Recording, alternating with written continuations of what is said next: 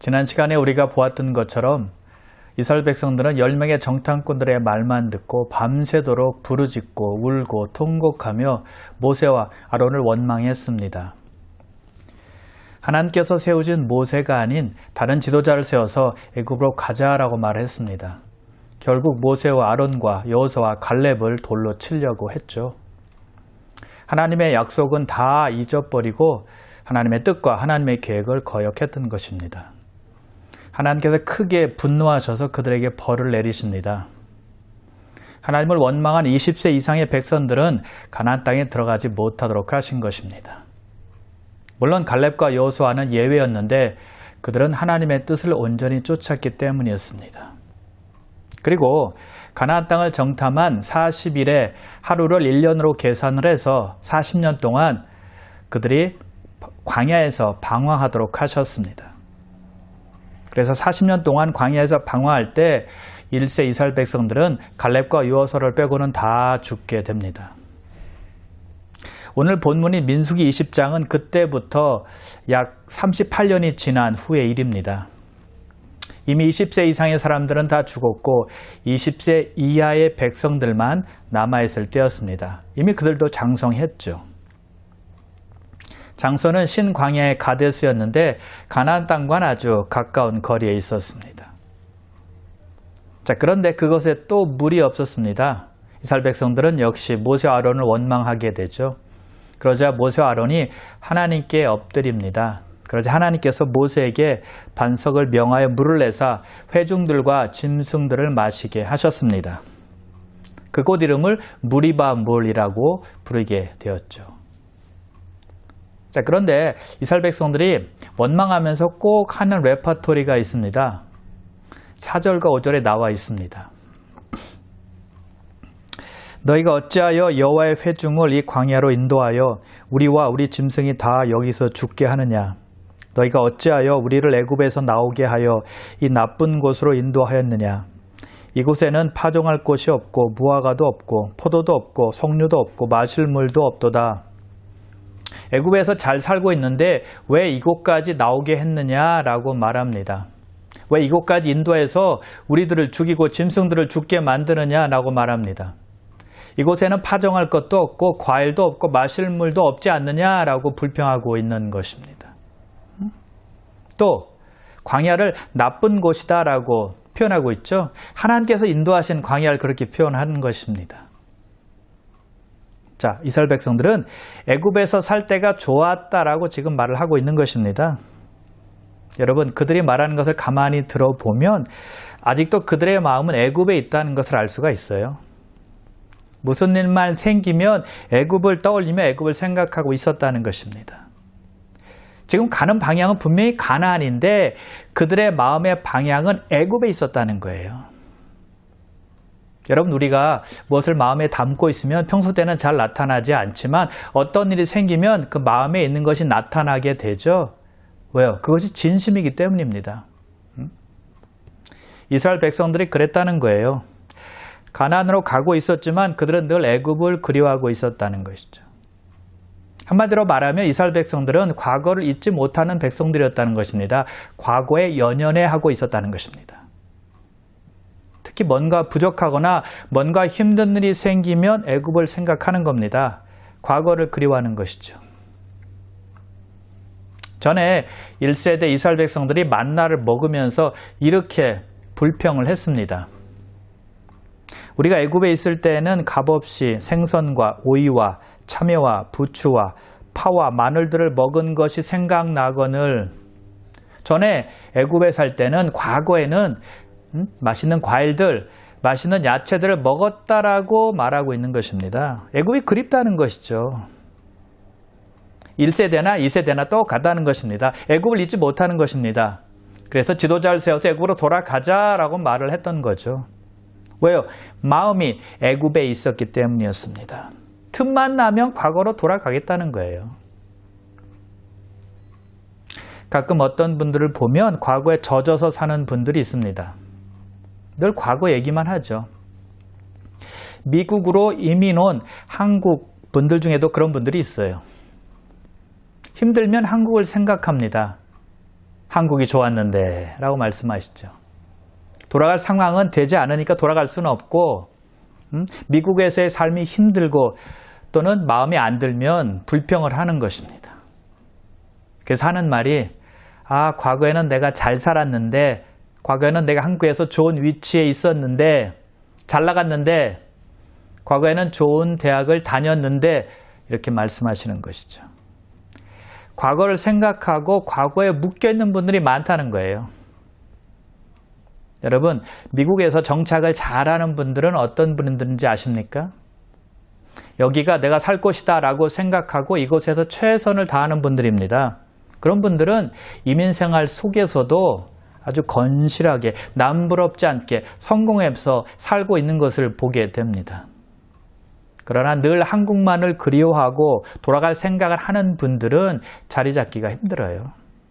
몸은 여기 있는데 마음은 한국에 있기 때문입니다. 과거를 그리워하고 있기 때문이에요. 현재 있는 곳에서 최선을 다할 때 자리를 잘 잡게 되고 아이들도 안정되게 성장할 수 있게 되는 것입니다. 자, 애굽은 이방 신들이 우글거리는 곳입니다. 우상이 만연했던 곳입니다. 그래서 영적으로 보면 애굽은 세상을 상징하는 것이고 죄의 종살이를 했던 곳이었습니다. 그래서 이스라엘 백성들은 죄의 종살이에서 해방이 되어서 가나안 땅으로 가게 되었다는 것이죠.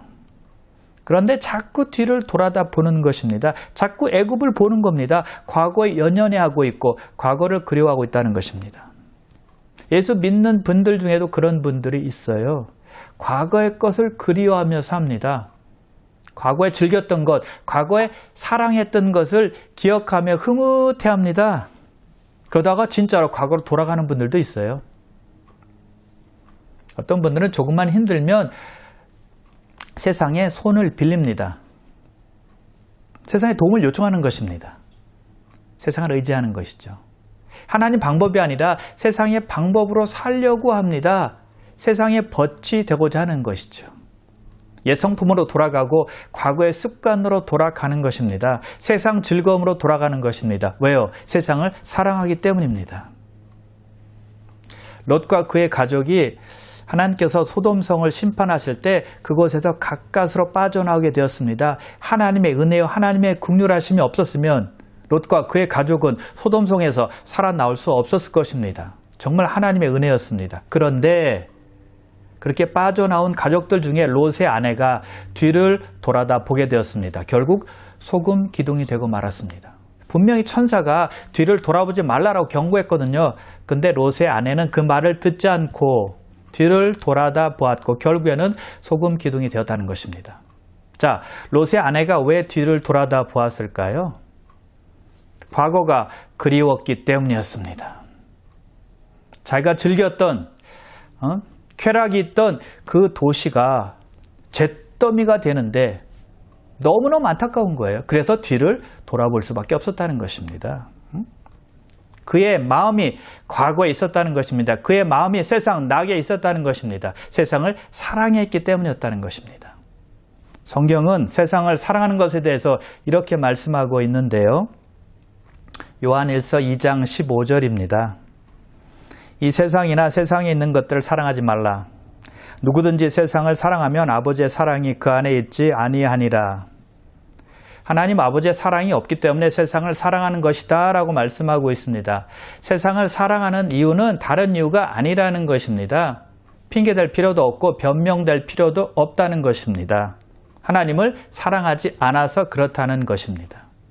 만일 자꾸 세상 즐거움이 생각이 나고 세상을 쫓아가고 싶은 마음이 든다면 나는 하나님을 사랑하는 마음이 없구나 라고 생각하시면 되는 거예요. 왜냐하면 육신의 정욕과 안목의 정욕과 이생의 자랑은 하나님 아버지로부터 오는 것이 아니라 세상으로부터 온다라고 성경은 분명하게 말씀하고 있기 때문입니다. 바울이 빌립보서 3장에서 이렇게 고백을 합니다. 형제들아, 나는 아직 내가 잡은 줄로 여기지 아니하고 오직 한 일, 즉 뒤에 있는 것은 잊어버리고 앞에 있는 것을 잡으려고 표대를 향하여 그리스도 예수 안에서 하나님이 위에서 부르신 부름의 상을 위하여 달려가노라. 바울은 뒤에 것은 잊어버리고 앞에 있는 것을 잡으려고 달려간다라고 말하고 있습니다. 뒤에 있는 것, 과거를 잊어버리겠다는 것입니다. 자, 어떤 과거를 말하고 있는 것일까요? 바울이 전에 예수 믿는 자들 핍박한 과거입니다. 어두운 과거죠. 실패한 과거요. 아픈 과거라는 것입니다. 후회할 수밖에 없는 과거입니다. 그런데 그것을 다 잊겠다는 것입니다. 과거의 일을 생각하지 않겠다는 것입니다. 왜요? 그리스도 안에서 회개하고 새 사람이 되었으니까요. 그런데 아픈 과거와 억울한 과거와 괴로운 과거만을 늘 생각하며 사는 분이 있다는 것입니다. 그것을 기억하면 어떻게 될까요? 자신만 괴로운 겁니다. 자신만 힘든 것입니다. 삶에 도움이 될까요? 안 될까요? 전혀 안 됩니다. 유익이 전혀 없다는 것이죠. 그래서 주님께 기도하며 맡기며 잊어야 합니다. 물론 실패를 발판 삼아서 새로운 도약을 하는 기회로 삼으면 좋겠지만 그렇지 않고 아픈 과거에만 집착하고 괴로워하면 자신만 손해라는 것입니다.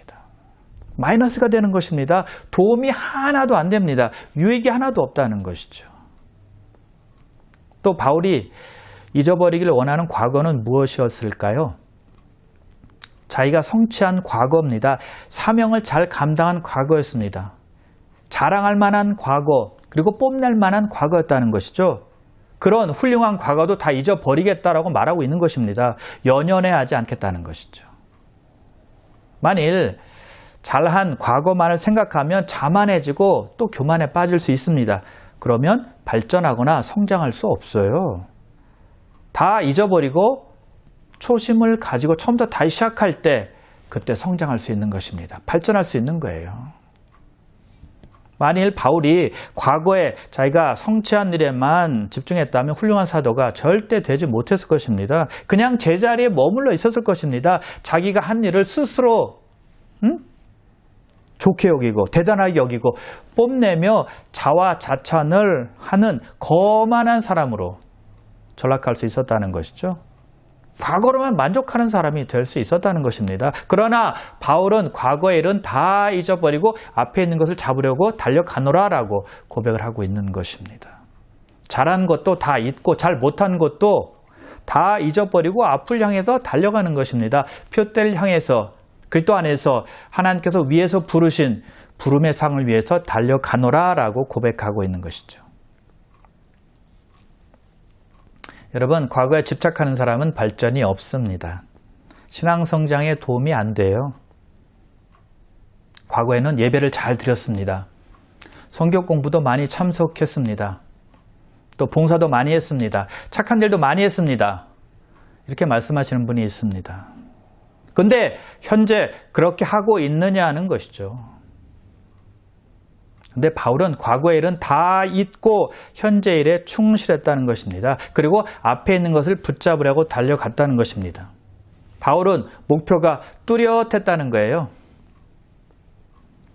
여러분, 목표가 뚜렷하면 현재와 미래에 집중하게 되어 있습니다.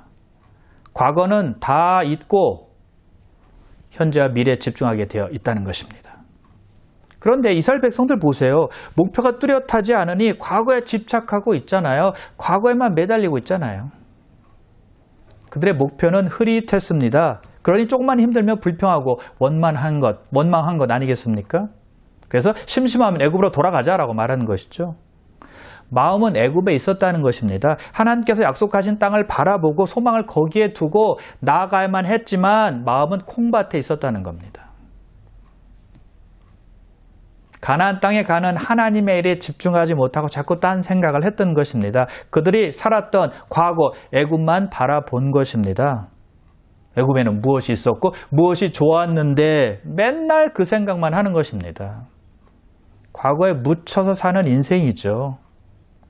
그러니 발전이 있겠습니까? 발전 없습니다. 신앙이 성장할 수 있겠습니까? 신앙 성장할 수 없어요.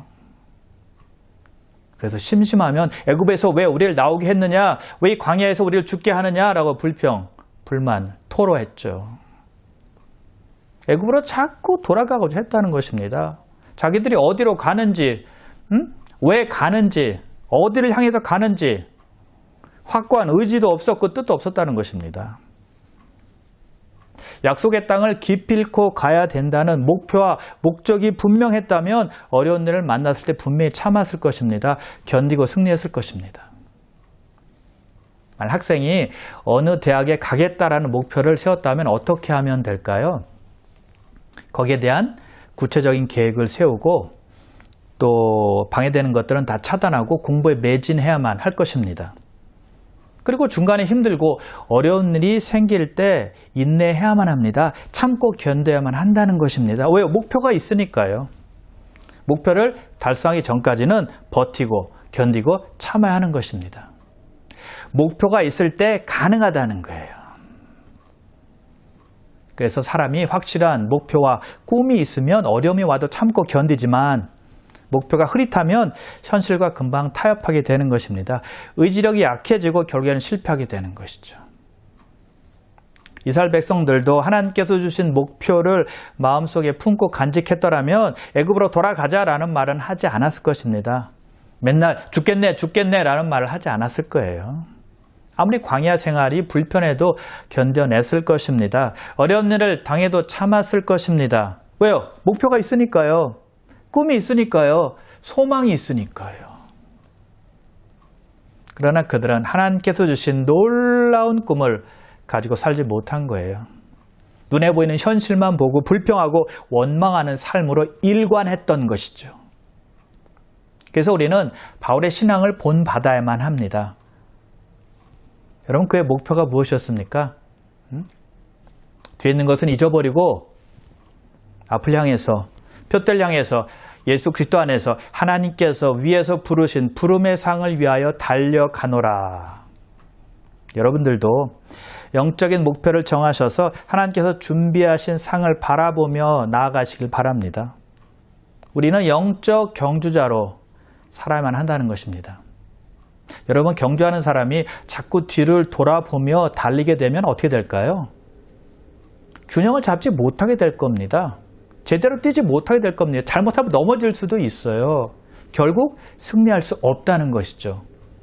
그러므로 사랑하는 귀한 성도 여러분, 과거에 연연해하고 과거의 늪에 빠져서 허우적거리고 유익되지 않는 삶, 또 생산성이 없는 삶을 살지 마시고 목표를 잘 정해서 하나님께서 위에서 부르신 부름의 상을 위해서 살아가시기를 주님의 이름으로 축원합니다.